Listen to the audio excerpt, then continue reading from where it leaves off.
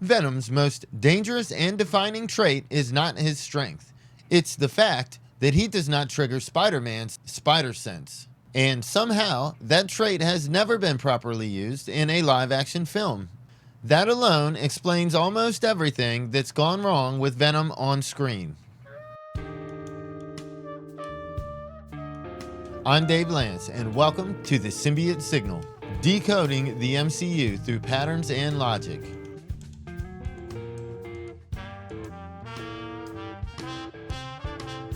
Spider-Man survives because he knows danger is coming. That's the whole point of his spider sense. It's not just a superpower, it's a sixth sense survival system. It's what allows Peter to fight enemies who are stronger, faster, smarter, or more monstrous than him. It's his gap insurance and margin for error. Spider sense isn't about agility. It's about pre-awareness. Peter doesn't react faster than everyone else. He reacts sooner than everyone else. And that's why Venom matters. Because Venom is the one thing that turns that system off. Venom does not trigger Spider-Man's spider sense. Neither does Carnage. That's not trivia. That's not a fun fact. That is intentional design. Venom doesn't beat Spider-Man by overpowering him. He beats him by removing his failsafe. The one thing that always keeps him alive. That is Predator logic, not power scaling. Most Spider-Man villains attack him head on. Green Goblin brings chaos. Doc Ock brings intelligence. Thanos brings power. And Venom brings predation. A predator does not announce itself. A predator does not fight fair. A predator has evolved specifically to bypass its prey's defense strategies. Venom isn't just another scary-looking strong guy villain. He is a countermeasure. He exists to hunt Spider-Man. Spider-Man fans know that Spider-Man will always survive because of his spider sense. Venom was created originally to give the fans a villain that could actually threaten Spider-Man. Venom was created specifically to counter the desensitization of Spider-Man fans to his everyday villains. They were no longer thrilling or threatening to Spider-Man. Marvel needed to up the game. And Venom was the first villain that could truly threaten Spider-Man and his family. And this is where the movies fundamentally failed. Because Venom's defining traits don't exist randomly. They all come from the one fact that keeps getting removed. The symbiote was on Spider-Man first. That is not optional. That is the origin of everything. The symbiote bonded to Peter Parker before Eddie Brock ever touched it. That's why Venom has webbing, and in fact is the first source of organic webbing for Spider-Man. That's why Venom swings like Spider-Man. That's why Venom understands Spider-Man's movements, timing, and instincts. And that's why Venom can bypass his spider sense.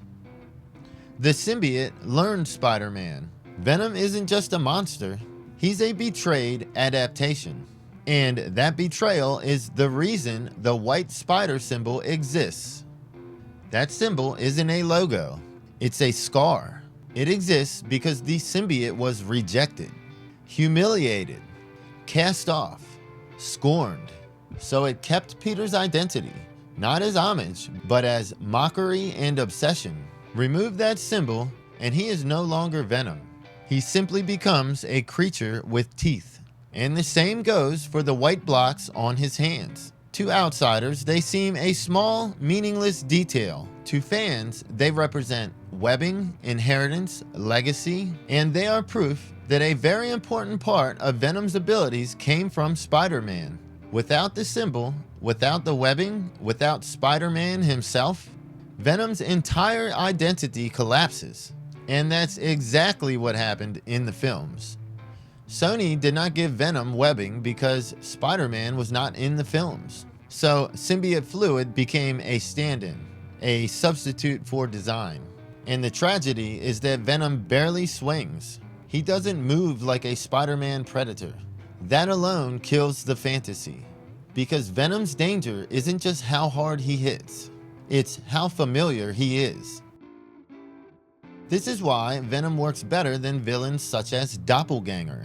Doppelganger was a literal monster version of Spider-Man. Six-armed fanged virility. And people responded to it. But Doppelganger was a shock, not a system. Venom understands Spider-Man. That's the difference. Marvel didn't stumble into Venom. They realized horror works best when the monster has intelligence, purpose, inheritance. Venom is not random. Venom is something that learned Spider-Man and came back for him. This is also why Venom becomes horror. Take away Peter's spider sense and suddenly every shadow matters. Every silence matters. Every corner is dangerous. Spider-Man stories turn into survival stories. That's why Venom should feel closer to an alien or predator than a superhero brawl. And I will be clear about something. I do like Tom Hardy's Venom. There is surely heart there, and he is very charming.